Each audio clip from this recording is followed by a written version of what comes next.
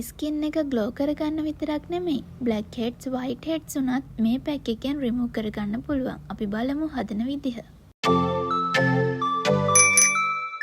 අපිට මේකට මුලින්ම ඕනි වෙනවා බිත්තර කහ මදයක්. මේකේ සුදු මදය මික්ස් වෙන්නේ නැති වෙන්න තමයි ගන්න ඕනේ. ඊළඟට අපිට කස්තුරි කහ වලින් ස්වල්පයක් අවශ්‍ය වෙනවා.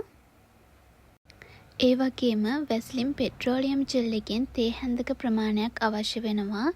මෙතනදී ඔයාලට මී පැණි උනත් ගන්න පුළුවන්. කුරුලෑ සැදසමක් හෝ ඔයිලි ස්කින් එකක් තියෙන කෙනෙක්ට මෙතනදී වැස්ලින් වෙනුවට මී පැණි වලින් තේ හැන්දක ප්‍රමාණයක් එකතු කරගන්න පුළුවන්. මුලින්ම පිරිසිදු භාජනයක් අරගෙන වෙන් කරගත්ත බිත්තර කහ මද එකතු කරන්න.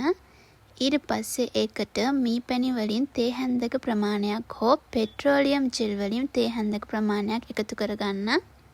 ඒකටම කස්තුරි කහ වලින් මෙන්න මේ වගේ ස්වල්පයක් එකතු කරගන්න. කස්තුරි කහ පොඩි ප්‍රමාණයක් එකතු කරගන්න හේතුව මූණ දැවිල්ල ගන්න එක.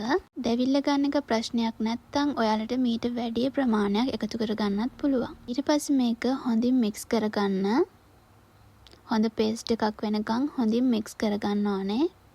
මේකෙන් ඔයාලගේ මූණේ තියෙන බ්ලැක් හෙඩ්ස් වයිට් හෙඩ්ස් උනත් අයින් වෙලා යනවා. ඔයාගේ මූණ අවුවට පිච්චිලා කළු වෙලා තියෙනවා නම් මූණට හොඳ ග්ලෝ එකක් මේ පැක් එකෙන් ඔයාලට ගන්න පුළුවන්. හොඳින් පිරිසිදු කරගත්ත මූණේ සහ බෙල්ලේ ඔයාලට මේක ආලේප කරන්න පුළුවන්.